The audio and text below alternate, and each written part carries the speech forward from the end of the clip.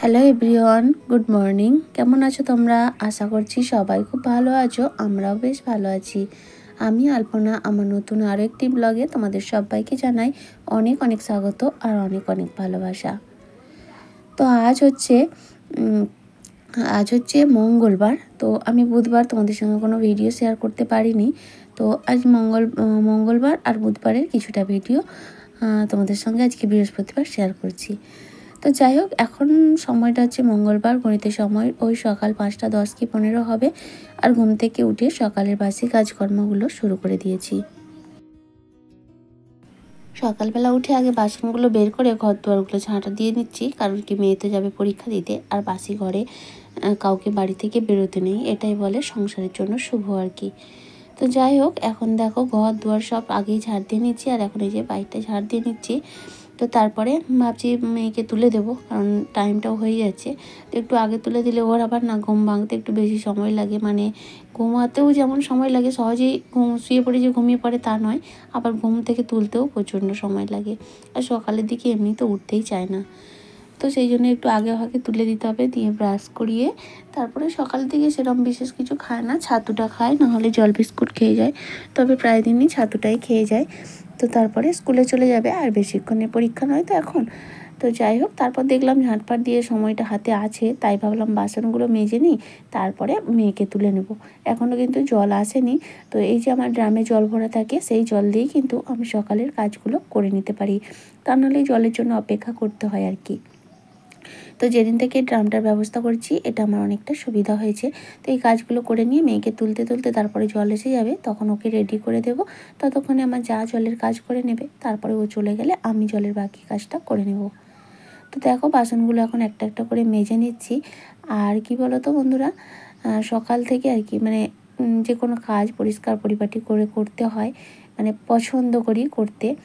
আর একার হাতের সংসার, কেউ কিছু করে দেওয়ার নেই। সেই জন্য সকাল থেকে বলতে পারো একেবারে ফুল এনার্জি নিয়ে সংসারের সমস্ত কাজগুলি স্টেপ বাই স্টেপ এইভাবেই কিন্তু আমি করে থাকি। আর এটা বেশ ভালোও লাগে, জানো তো। যে কোনো কাজ কিন্তু গুছিয়ে করলে দেখতেও যেমন ভালো লাগে, আর সংসারের জন্যও সেটা অনেকটাই শুভ। সেনগুপ্তা ব্লগ কমেন্ট করে বলেছে, বেশ কয়েকদিন ধরে তোমার ভিডিওগুলো দেখছি, বেশ পছন্দ হচ্ছে ভিডিওগুলো। Thank you so much. এইভাবেই তোমরা পাশে থেকো। আর দেখো, তোমাদের সঙ্গে কথা বলতে বলতে আমার বাসনগুলো মেজে ধোয়া গোছানো কমপ্লিট হয়ে গেছে। মাঝে অনেকটা সময় চলে গেছে, তারপরে চাটা খেয়ে নিয়েছি। আর তারপরে ভাবলাম আজকে উপরের বেডশিটটা একটু চেঞ্জ করে দিই। দুটো বেডশিট বেছানোতে বেশ সুবিধা হয়েছে। আসলে আমাদের কথা আছে না, শেখার কোনো শেষ নেই, সারা জীবনই আমাদের শিখতে হয়। তবে প্রত্যেকের দেখেই শিখতে হয়।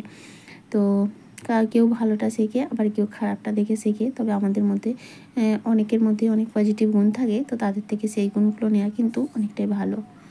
তো যাই হোক, আমিও কারোর থেকে দেখে আইডিয়াটা নিয়েছিলাম। তো দেখলাম বেশ ভালো কার্যকরী, বিছানাটা কিন্তু বেশ টান টান হয়ে থাকে। তাই আজকেও আর সেই ভুল করলাম না। তাই নিচের বেডশিটটা দেখলাম ঠিকই আছে, তো ওই জন্য সেটাকে আর কোনো চেঞ্জ করলাম না। ভালো করে টান টান করে আবারও বিছিয়ে ওপরের বেডশিটটা চেঞ্জ করে দিলাম। তবে আজকে বালিশের কভারগুলোও চেঞ্জ করে নেব। আর এখন এই যে বিছানাটা দেখো টান টান করে বিছিয়ে নিয়েছি। আর বিছানা যদি ঘরের মধ্যে টান টান থাকে, তাহলে কিন্তু দেখতে ভীষণ ভালো লাগে। আর এই পাঁচ বালিশের কভারটা পরাতে না আমার ভীষণ বিরক্তি লাগে। তো যাই হোক, দেখো কভারটা এখন পরিয়েও দিলাম, বাকি এখন এই বালিশগুলোর কভারও চেঞ্জ করে নেব। তো আজকে দুটো নতুন কভার বের করেছিলাম, মানে নতুন একেবারেই ব্যবহার করিনি। প্রথমে ভেবেছিলাম এই সেটের যে কভার দুটো বড় বালিশের জন্য আছে, ভেবেছিলাম ওগুলো পরাবো না। ওই নতুন এই যে কভার দুটো বের করেছি, এগুলো বড় বালিশে পরাবো। দেখতে বড় সাইজ হলেও কিন্তু দেখলাম শেষে বালিশে পরাতে গিয়ে পরাতে পারলাম না, মানে এগুলো হবে না। তাই আর কি করলাম, অগত্যা দেখলাম এই ছোটো বালিশগুলোর মধ্যে ভালো সেট হচ্ছে, তাই ছোটো বালিশগুলোতেই পরিয়ে দিলাম। এগুলো নতুনই ছিল, এখনও একবারও ব্যবহার করিনি, আজই প্রথমবার চেঞ্জ করলাম। তাই বাধ্যই সেটের কভার দুটো নিয়ে এই বড় বালিশ দুটোই পরিয়ে দিচ্ছি। আর এই বালিশগুলো তো সে আমার বিয়ের বালিশ, কিন্তু যেমন ছিল তেমনই আছে, কোনো পরিবর্তন হয়নি।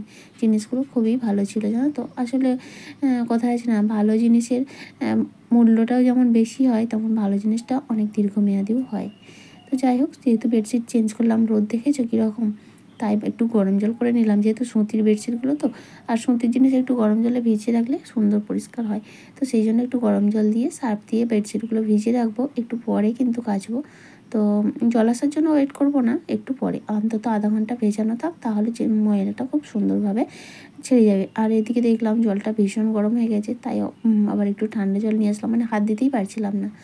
তো সেই জন্য একটু ঠান্ডা জল নিয়ে এসে তারপরে সমস্তটা ভিজিয়ে নিচ্ছি, তার সঙ্গে কয়েকটা গামছাও দিচ্ছি। তবে সমস্ত গামছাগুলো নয়, 2-4টে গামছা, অনেকগুলোই গামছা, আমাদের 3 জন আছি কিন্তু অনেকগুলো গামছা ব্যবহার করা হয়। তার মধ্যে 2-3টে যেগুলো একটু বেশি নোংরা হয়েছে সেগুলোই ভিজিয়ে দিচ্ছি, গরম জল যেহেতু করেছি। আর গামছা জিনিসটা গরম জলের মধ্যে না দিলে একদমই হয় না। আর ওদিকে তোমাদের দাদাভাই 2-8 পেজ চার দিয়ে দিচ্ছে, একটু পরিষ্কার করে নিচ্ছে আর কি। ওদিকে মেয়ে কিন্তু পরীক্ষা দিয়ে চলেও এসেছে, আমাদের সকালের খাওয়া দাওয়াটাও হয়ে গেছে। তো এরপর এটা ভিজিয়ে দিয়ে রান্নাবান্নার জোগাড়টা করব। তারপরে ভাবলাম ভাত বসিয়ে দিয়ে কাছাকাছিটাও করে নেব, তাহলে কি হবে, মানে দুপুরের পর থেকে প্রায় দিনই তো মেঘ বৃষ্টি শুরু হয়ে যাচ্ছে, তো তাহলে শুকিয়েও যাবে, চিন্তা থাকবে না। আর দুপুরের পর যদি মানে জল আসার পর কাছাকাছি করি, তার কিছুক্ষণ পরে হয়তো বৃষ্টি শুরু হয়ে যাবে, তখন মেলতে অসুবিধা হবে আর কি। তো যাই হোক, তারপরে চলে আসলাম এই যে ভাতটা বসিয়ে দিতে। ভাত বসিয়ে বাকি যোগাযন্ত্র করব, কি রান্নাবান্না করব। মোনালিসা পাল দিদিভাই আগের দিনের ভিডিওই কমেন্ট করে, মানে অনেক দিন পর কমেন্ট করেছিল, তাই আমি জিজ্ঞেস করেছিলাম কেমন আছো। তো দিদিভাই জানিয়েছে হ্যাপি গো, ভালো আছি, তুমি? আমরা মোটামুটি আছি আর কি, তোমাদের আশীর্বাদে ঠিকঠাক আছি। আর দিদিভাই বলেছে তুমি যে পোলা বাঁধানোটা নিয়েছো, ওটা পরে থাকবে, ভালো লাগবে। হ্যাঁ গো, ওইটা তো আমি সবসময় পরার জন্যই নিয়েছি। আর এমনিতে তো আমার একটা মোটামুটি আছে একটা পোলা বাঁধানো, তাই সবসময় পরে থাকার জন্য ওটা নিয়েছি এবং পরেও ফেলেছি। তো যাই হোক, থ্যাংক ইউ সো মাচ, এইভাবেই তোমরা পাশে থেকো। আর তারপরে চলে আসলাম একেবারে রান্নার দিকে। ওদিকে কাঁচা ধোয়া করে মেলে দিয়ে এসেছি। আর আজকে কি রান্না করবো বলো তো, আজকে কিন্তু বেশ গরম পড়েছে, তাই আম দিয়ে আজকে মাছ দিয়ে একটু, মানে খুব বেশি ঝোলও থাকবে না আর খুব বেশি শুকনোও হবে না, মানে মাখানো যাবে এইরকম একটা আর কি, টক টক ঝাল ঝাল এইরকম একটা রেসিপি। তো সেই জন্য আমগুলোকে দিয়ে ভালো করে আগে সেদ্ধ করে মশলা ফসলা সব দিয়েছি, শেষে একটু সর্ষে পোস্ত বাটা দিয়ে দিচ্ছি। এখন এই মাছগুলোকে দিয়ে একটু ফুটিয়ে নিয়ে নামিয়ে নিচ্ছি। এই যে দেখো এইরকম হয়েছে, খুব বেশি ঝোল নয়, 3 জনের মাখানোর মতো হলেই হবে। আর করব বরবটি আলু পোস্ত, তো সেটাই এখন রান্না করে নিচ্ছি। এদিকে সমস্তটা কমপ্লিট হয়ে গেছে, এখন শুধু সর্ষে পোস্ত বাটাটা দিয়ে তারপরে রসটা আর একটু শুকিয়ে গেলে নামিয়ে নেবো, তাহলেই আজকে আমার দুপুরে রান্না কমপ্লিট। আজকের মেনু এইটাই। আর এছাড়াও তো টক দই বসানো আছে, গরম পড়তেই আমরা কিন্তু বাড়িতে এখন টক দই বসাচ্ছি এবং রেগুলারই এটা আপাতত যতদিন গরম চলবে প্রায় চলতেই থাকবে আর কি। তো মেয়ে যেন একদমই টক দই খেতে চায় না। আগে যখন ছোট ছিল না, প্রচণ্ড হারে টক দই খেত, মানে টক দই খেত, 2-3টে ডিমও খেয়ে নিত, কিন্তু এখন একটা ডিম দিলেই খেতে পারে না, আর টক দইটা একদমই খায় না। তো যাই হোক, আমার রান্নাবান্নার দিকে কমপ্লিট হয়ে গেছে, এখন গ্যাসটাও মুছে নিলাম। এরপর আর মঙ্গলবারের কোনো ভিডিও করা হয়নি। এই ভিডিওটা দেখা হচ্ছে একেবারে বুধবার। মঙ্গলবার ভিডিও করা হয়নি কারণ একটু মানসিক প্রবলেমে এরপর থেকেই আর কি একটু সমস্যা হয়ে গিয়েছিলো, তার জন্য। তো বুধবার একেবারে বিকেলে এই যে জামাকাপড়গুলো, মঙ্গলবারের জামাকাপড় সব কিছু কাচা তোলা ছিল, কিন্তু গোছানো আর হয়নি, তাই মানে গোছা হয়নি আর ভিডিও হয়নি। তো এটা এখন বুধবারে গুছিয়ে নিচ্ছি। এখন বিকেল 5টা মতো বাজে, ঘুমা থেকে উঠলাম আর মেয়ে উঠলো। মেয়ে ওই যে বাইরে কথা বলছে আমার সঙ্গে, তাই ওর সঙ্গে একটু পেছনে লাগছিলাম আর কি। তো সেই করতে করতে গুছিয়ে নিচ্ছি। আসলে আমরা তো দুজনেই সারাক্ষণ বাড়িতে থাকি, তাই দুজনের মধ্যে এই রকমই করতে হয় আর কি। তো অনেকগুলো জামাকাপড় একসঙ্গে জমে গেলে একদমই ভালো লাগে না। অনুবাদারা কমেন্ট করে বলেছো যে আমার বর ডিমের ঝোল খেতে খুব ভালোবাসে, তোমার ঘর গোছানো রান্নাবান্না দেখতে ভীষণ ভালো লাগে। থ্যাংক ইউ সো মাচ গো, এইভাবেই তোমরা পাশে থেকো।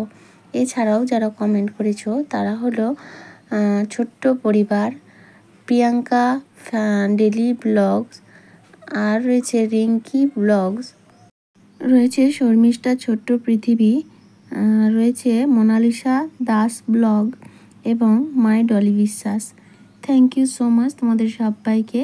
এইভাবেই তোমরা আমার পাশে থেকো আর এইভাবেই আমার ভিডিওগুলো তোমরা দেখো, এবং ভিডিও যদি ভালো লাগে তাহলে প্লিজ একটা লাইক কমেন্ট শেয়ার করে দিও। আর চাইলে যদি কোনো নতুন বন্ধু থেকে থাকো, তুমি চাইলে চ্যানেলটা সাবস্ক্রাইব করে আমার পরিবারের সদস্য হয়ে আমার পাশে থাকতে পারো। আর যারা অলরেডি এই কাজটা করে দিয়েছো তাদের সবাইকে জানাই অসংখ্য ধন্যবাদ। বিকালের এখনও কোনো কাজকর্মই হয়নি, উঠেই আগে চুলটা আঁচড়ে ফ্রেশ হয়ে জামা কাপড়গুলো গোছাতে এসেছি। কারণ জামা কাপড়গুলো না গোছালে ঘরটা একদমই পরিষ্কার করা যাবে না। আর অনেকগুলো যেহেতু সেদিনে বেডশিট কাচছিলাম, তো জামা কাপড়গুলো কেচেছিলাম, তারপর ওই নতুন শাড়িটাও ছিল, সমস্তটা কেচে ধুয়ে পরিষ্কার করে রেখেছি, এখন গুছিয়ে নিচ্ছি। আর আজকেও না ভীষণ গরম পড়ছে, তবে এখন আবার মেঘটা উঠতে আরম্ভ করেছে। কয়েকদিন ধরেই তো বৃষ্টি হচ্ছিল, এই কদিন আবার দেখছি মেঘ উঠছে, মেঘ ডাকছে, কিন্তু বৃষ্টি আর হচ্ছে না। তবে ওয়েদারটা ঠান্ডা হয়ে আছে, হয়তো অন্য কোনো দিকে হচ্ছে। তারপরে এখন তো আমাদের ভারতের পরিস্থিতি কীরকম বলো, একটা যুদ্ধ যুদ্ধ ভাব, তাই না? তো যাই হোক, সবাই খুব সাবধানে থেকো, ভালো থেকো। আর এখন সব জামা কাপড়গুলো গুছিয়ে নিয়েছি, এবার জায়গার জিনিস জায়গায় রেখে দিচ্ছি। নাইটিগুলো আর সাইডে আলনায় গুছিয়ে রেখে দিলাম। আর যেগুলো রয়েছে ওই ড্রয়ারের মধ্যে রাখার ছোটোখাটো জিনিসগুলো, সেগুলো এখন ড্রয়ারের মধ্যে গুছিয়ে নেব। আর এই গরমের মধ্যে না একদমই কাজ করতে ইচ্ছা করে না। আর এদিকে মেয়ে ছুটে ছুটে বারবার এসছে, বলছে মা একটু ঘুরতে যাবো আজকে, আবার কখনো বলছে সাইকেল চড়তে যাবো। তো যে গরম পড়ছে সাইকেল নিয়ে বেরোবো না, ওই একটু বাইরের দিকে এমনি ঘুরতে যাবো আর কি। কারণ সাইকেল চললে আমাকেও তো একটু পরিশ্রম করতে হবে, দৌড়াতে হবে। তো এই গরমের মধ্যে সেটা একদমই ভালো লাগবে না। আর আজকে রাতে রান্নার কোনো ঝামেলা নেই, আজকে মেয়ের পরীক্ষাও শেষ হয়ে গেছে। আজকের সন্ধ্যাটা একটু চাপটা কম রয়েছে। পরীক্ষা শেষ হয়ে গেছে মানে আজ তো কোনো কিছুই করবে না, পড়াশোনাও করবে না, একটা দিনে রেস্ট দেওয়াই যায়, তাই না? তো আজকে টিউশনও যাবে না, মানে তোমাদের দাদাভাই যেহেতু ডিউটি গেছে, ওকে পাঠাতে পারছি না। তারপরে কালকে বৃহস্পতিবার, শুক্রবার আবার 25শে বৈশাখ, এই কদিন একটু ঢিলে ঢালা হবে পড়াশোনা, তারপর আবার আগের রুটিনে ফিরে আসবো। তো যাই হোক, জামা কাপড়গুলো গুছিয়ে নিয়ে এখন মেয়ের জামাগুলো, এই যে মেয়ের বাক্সটায় ঝুড়িটার মধ্যে জামা কাপড় মানে জামাগুলোই রাখি, আর প্যান্টগুলো তো ড্রয়ারের মধ্যে রাখি, সবটা গুছিয়ে নিলাম। আর তারপরে সন্ধ্যাবেলায় মেয়েকে একটু অঙ্ক টঙ্ক করিয়েছি। তারপরে যে মা মেয়ে শুয়ে শুয়ে টিভি দেখছি, কারণ কি রান্না হবে না, জল ঢালা ভাত করেছি, একটু আলু ভাজা করে নিয়েছি, আর খাওয়ার সময় ডিম ভাজা করে নেব। তোমাদের দাদাভাই ডিউটিতেও এখন আসেনি, আসলে তারপরে খাওয়া দাওয়া হবে। তো এখন এই যে মা মেয়ে, আর আমি হাসছিলাম কেন বলো তো, মেয়ে বলছে আমাদের দুজনের ড্রেস কালার কিন্তু একই হয়ে গেছে, মানে মেয়ের গেঞ্জি আমার নাইটি এক কালার হয়ে গেছে। তো সেটাই বলছিল আর কি, ওই জন্যই হাসছিলাম। তো চলো বন্ধুরা, আমার আজকের ভিডিওটা এ পর্যন্ত, আবারও দেখা হবে, টাটা।